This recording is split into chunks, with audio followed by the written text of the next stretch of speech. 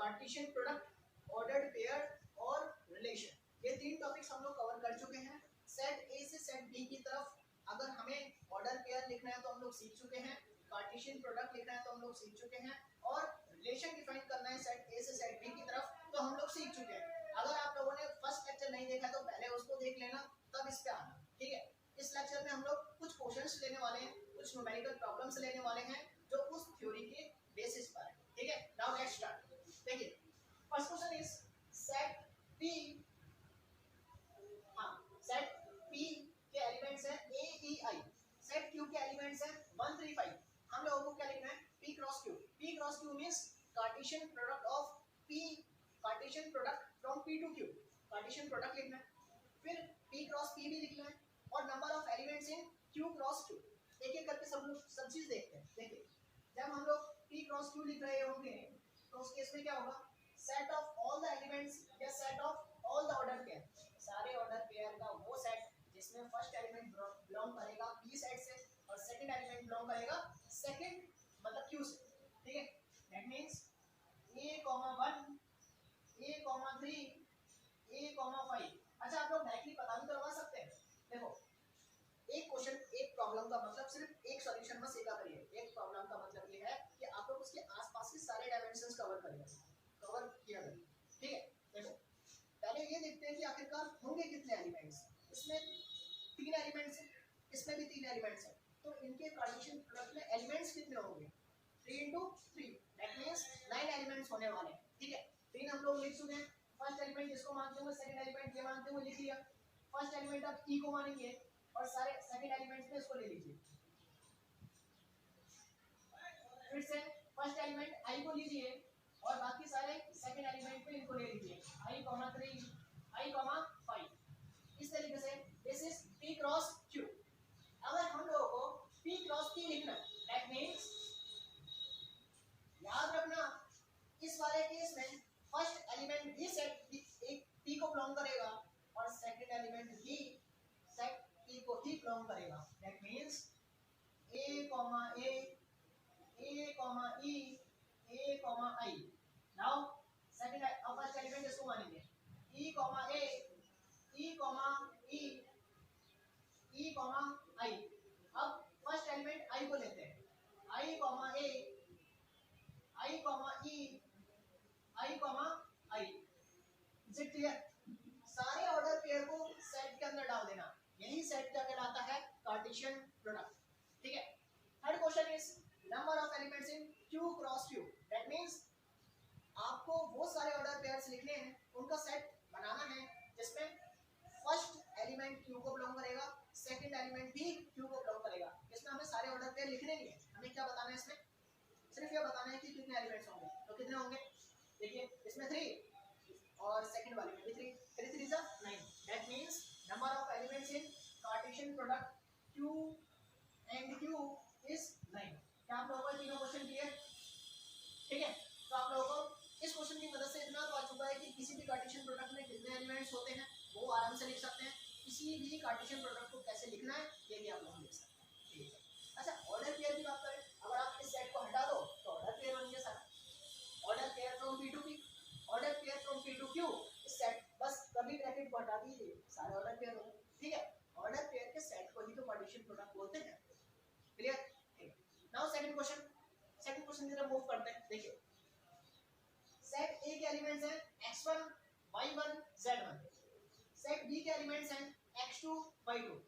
हम लोगों को रिप्रेजेंट द कार्टेशियन प्रोडक्ट, इस कार्टेशियन प्रोडक्ट को हमें एरो डायग्राम की मदद से रिप्रेजेंट करना है। देखिए एरो डायग्राम हम लोग पढ़ भी चुके हैं लेक्चर 1 में। देखिए a cross b, that means यहां पर a ले लीजिए, यहां पर b, ठीक है। a में कौन कौन से एलिमेंट्स हैं, x1 y1 z1। इसमें कौन से एलिमेंट्स हैं, x2 y2। अब आप ही लोग बताइए, जब हम लोग ऑर्डर पेयर लिखते हैं तब क्या करते हैं, फर्स्ट एलिमेंट इसको मानते हुए सेकंड एलिमेंट ये भी होगा, सेकंड एलिमेंट ये भी होगा। ऐसे ही फर्स्ट एलिमेंट इसको मानते हुए सेकंड एलिमेंट ये भी होगा, सेकंड एलिमेंट ये भी होगा। फर्स्ट एलिमेंट इसको मानते हुए सेकंड एलिमेंट ये भी होगा, सेकंड एलिमेंट ये भी होगा। कहने का मतलब इन सब को हमने इनके साथ में रिलेट कर दिया। This is the Cartesian product of A to Cartesian product from A to B. अगर हमको बी से बी का मतलब बी क्रॉस बी लिखना है तो उस वाले केस में क्या होगा, यहाँ पर भी सेट बी, यहाँ पर भी सेट बी, सेट बी में क्या एलिमेंट्स है x2 y2 x2 y2। इसके इसको फर्स्ट एलिमेंट मानते हुए सेकंड एलिमेंट ए भी होगा, सेकंड एलिमेंट ए भी होगा, इसको फर्स्ट एलिमेंट मानते हुए सेकंड एलिमेंट ए भी होगा, सेकंड एलिमेंट ए भी होगा। इससे ये पता चलता है कि कार्टेशियन प्रोडक्ट को हम लोग एरो डायग्राम की मदद से भी रिप्रेजेंट कर सकते हैं। Is it clear? Now move on to third example. इसमें देखिए, इसमें आप लोगों को एरो डायग्राम दिया हुआ है, इसमें हमें एरो डायग्राम दिया हुआ है और इसको हमें रोस्टर फॉर्म में भी लिखना है और सेट बिल्डर फॉर्म में भी लिखना है। देखते हैं इस रिलेशन को लिखते हैं, कैसे लिखेंगे। देखिए, जब हम लोग रोस्टर फॉर्म में लिखेंगे तो सिंपली कैसे लिख सकते हैं, 5 3 के साथ रिलेटेड है, 5, 3, 6, 4, 7, 5, उसकी लॉजिक सेंस नहीं है, सो इजी। जब हम लोग सेट बिल्डर फॉर्म में लिखेंगे तब कैसे लिखेंगे, देखिए सेट बिल्डर फॉर्म में ये तो हो गया first part. Second part is relation is defined. आप लोगों को पता है रिलेशन किस में डिफाइन होता है, ऑर्डर पेयर में। All the order pair x, y such that, अब देखो x और y में क्या रिलेशन होने वाला है, ये देखिए 5 में से 2 कम किया तब 3 पहुंचा, 6 में से 2 कम किया तो 4 पहुंचा। दैट मींस अगर हम x में से सेट ए के एलिमेंट्स है वो x कराएंगे, अगर हम x में से 2 कम कर दें तो y बन जाता है। That means y is equal to x minus 2, y is equal to x minus 2 and x belongs to set A, y belongs to set B, here it is simplified। is it clear? कहने का मतलब set builder form में हम लोग set पे पढ़ के भी आए हैं। सेट बिल्डर फॉर्म का मतलब होता है एक ऐसी कंडीशन लिख दीजिए x एंड y के बीच में जो सारे एलिमेंट्स को कवर कर दे, मतलब कोई भी एलिमेंट्स उस कंडीशन से बाहर ना निकले। क्लियर? तो कहने का मतलब एरो डायग्राम दिया जाए तो सेट बिल्डर फॉर्म में हम लोग लिख सकते हैं, रोस्टर फॉर्म में भी हम लोग लिख सकते हैं। अगर हम लोगों को रोस्टर फॉर्म या कोई और फॉर्म दे दी जाए और एरो डायग्राम में लिखने के लिए बोला जाए हम लोग वो भी लिख सकते हैं। ठीक है, नाउ नेक्स्ट एग्जांपल इज, अब आप लोगों को रिलेशन किसमें दिया हुआ है, सेट बिल्डर फॉर्म, और आपको किसमें चेंज करना है इसको, रोस्टर फॉर्म में। रोस्टर फॉर्म आप लोगों को पता ही है क्या होता है रोस्टर फॉर्म में। रोस्टर फॉर्म में हम लोग एलिमेंट्स को कॉमा से सेपरेट कर देते हैं। हाउ कर देते हैं, देखिए relation such that x is a prime number less than 15। 15 से कम प्राइम नंबर कौन कौन से होते हैं, 15 से कम प्राइम नंबर सबसे पहला 2। ठीक है, देखिए इस तरीके से रिलेशन डिफाइन है, x, x2, मतलब यहाँ पर x लिख रहे हैं, फर्स्ट इज 2, 2 का क्यूब क्या होगा 8, 3 का क्यूब 27, नेक्स्ट इज 4 तो नहीं होता 5, 25, 125। तो क्या इस तरीके से आप लोग लिख लेंगे, लास्ट जो होगा लास्ट ऑर्डर पेयर कौन सा होगा 13, 13 का क्यूब करने पर जो भी आएगा आप लोग लिख लेना। कहने का मतलब ये मैंने आप लोगों को तरीका सिखा दिया, बाकी आप लोग लिखते रहेंगे। ठीक है, तो आप लोगों को ये चारों एग्जांपल अच्छे से क्लियर होंगे। एक दो एग्जांपल्स और देखते हैं। देखिए मैंने जो क्वेश्चन लिया है this is the question number 5। ये जो क्वेश्चन लिया है बेसिकली क्वेश्चन पर्पस से नहीं लिया है, बेसिकली मैं आप लोगों को रिलेशन का एक कांसेप्ट क्लियर करना चाहता हूं। देखिए अभी तक हम लोगों ने लास्ट लेक्चर में यानी कि लेक्चर 1 में हम लोगों ने सीखा था कि रिलेशन जो होता है वो बेसिकली सबसेट होता है A क्रॉस B का। अगर relation A to B define किया गया है तो, अगर relation A to B define किया गया है दैट मींस उस रिलेशन में जितने भी ऑर्डर पेयर होंगे उन ऑर्डर पेयर का जो फर्स्ट एलिमेंट होगा वो A से बिलोंग करेगा और जो सेकंड एलिमेंट होगा B से बिलोंग करेगा। ठीक है जी, इतना तो पता चल गया। अब देखिए सबसेट का मतलब होता है A क्रॉस B में जितने भी एलिमेंट्स आएंगे उसका सबसेट में जितने एलिमेंट्स होंगे उनमें से अगर एक एलिमेंट भी है ना तो भी वो रिलेशन, अगर वो पूरा का पूरा जो सबसेट है वो पूरा लिखा हुआ है वो भी रिलेशन है। दैट मींस दो सेट पर बहुत सारे रिलेशन लिखे जा सकते हैं, पर उस रिलेशन का मतलब एक रिलेशन ऐसा भी तो होगा जिसमें सारे के सारे एलिमेंट्स लिखे हो। वो सारे एलिमेंट्स पता है कितने होंगे, वो सारे एलिमेंट्स होते हैं, यहाँ से आप लोग जान सकते हैं। अगर मान के चलिए जैसे आपसे कहा गया कि एक सेट A है जिसमें 2, 3 एलिमेंट्स हैं, एक सेट B है जिसमें इसमें 4,5 दो एलिमेंट्स हैं। मैं आपसे कहूँ एक वो रिलेशन लिखिए जिसमें वो सारे एलिमेंट्स हो जितने रिलेशन इन दोनों के बीच में बन सकते हैं। देखो एक पर्सन के बीच में, दो पर्सनों के बीच में बहुत रिलेशन हो सकते हैं, बहुत रिलेशन हो सकते हैं, मान दे सब लोग। अब एक एक्सट्रीमली तो होगा कि मैक्सिमम कितने रिलेशन हो सकते हैं। रियल लाइफ में ऐसा एक्सट्रीम नहीं होता, लेकिन यहाँ पर एक्सट्रीम है।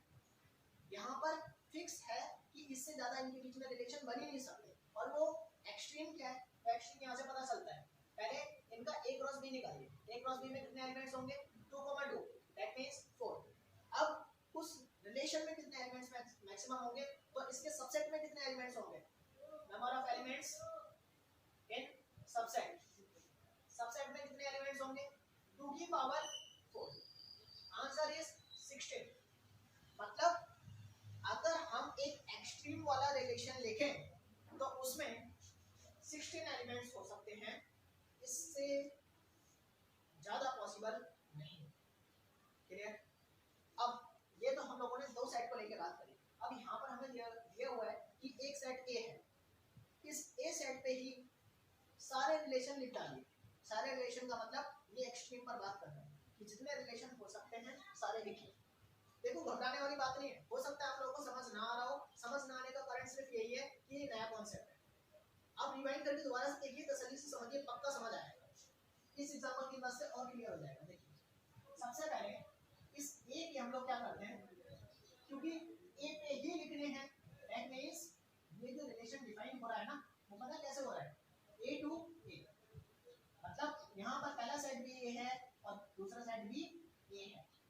अब इनमें कितने एलिमेंट्स होने वाले हैं? सबसे पहले हम लोग क्या लिखेंगे? ये हमें पता है 1,2 है। सबसे पहले आप लोग एक कार्टेशियन प्रोडक्ट विद ए निकाल लीजिए, कितने एलिमेंट्स होंगे? दूसरे को भी आप लोग, मतलब ए क्रॉस है ना, आप दूसरा एलिमेंट सेट भी यहाँ पर ऐसे लिख लीजिए जिसमें एलिमेंट्स क्या है। एक तरीके से हम लोग ऐसा मान सकते हैं कि एक डी है, ऐसा मान लीजिए। अब इन दोनों के बीच में कितने ऑर्डर पेयर होंगे? 1,1 1,2। इसका फर्स्ट एलिमेंट लिया, सेकंड एलिमेंट के तौर पे इनको यूज किया। इसको फर्स्ट एलिमेंट लिया, सेकंड एलिमेंट के तौर पे इनको यूज किया।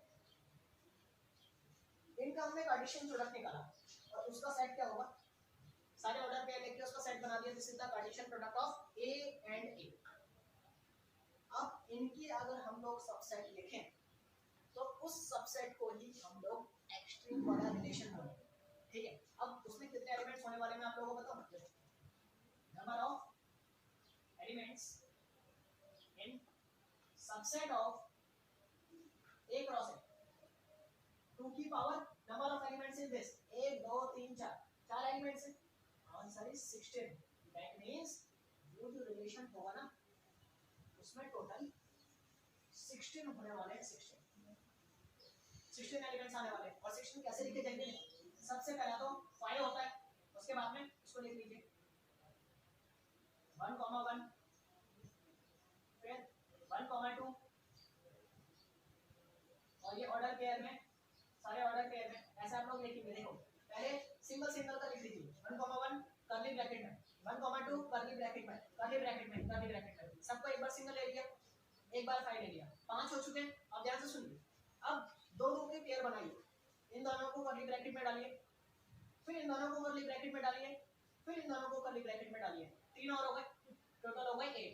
अब देखिए 1 का ले चुके हैं, इन दोनों का लिया, इन दोनों का लिया, इन दोनों का लिया, एक और रह गया इन दोनों का, टोटल 9 हो चुके हैं। अब आप लोग क्या करिए 3 का लीजिए, 1 2 3, इन तीनों को एक साथ, 1 2 3, इन तीनों को एक साथ। ऐसे इसमें 1 2 और बनेंगे, उसके बाद में फिर जो एक्सट्रीम वाला होगा 4। इस तरीके से आप लोग लिखेंगे तो टोटल 16 एलिमेंट्स होंगे एक्सट्रीम वाले रिलेशन। ये था लास्ट एग्जांपल जिसमें हम लोगों ने सारी जितनी भी थ्योरी लेक्चर में पढ़ी थी वो सारी थ्योरी के बेस पे जितने न्यूमेरिकल्स बन सकते हैं सारे हम लोगों ने कवर किए। नेक्स्ट लेक्चर से हम लोग स्टार्ट करने जा रहे हैं फंक्शन। उम्मीद करता हूं सब आपको क्लियर हुआ होगा। बाकी अगर फिर भी किसी में डाउट है तो आप लोग डिस्क्रिप्शन में जाके ग्रुप को ज्वाइन करें और ग्रुप में पूछें। ठीक है? नेक्स्ट लेक्चर से हम लोग स्टार्ट करेंगे फंक्शन। तब तक के लिए have a nice day, good bye, see you.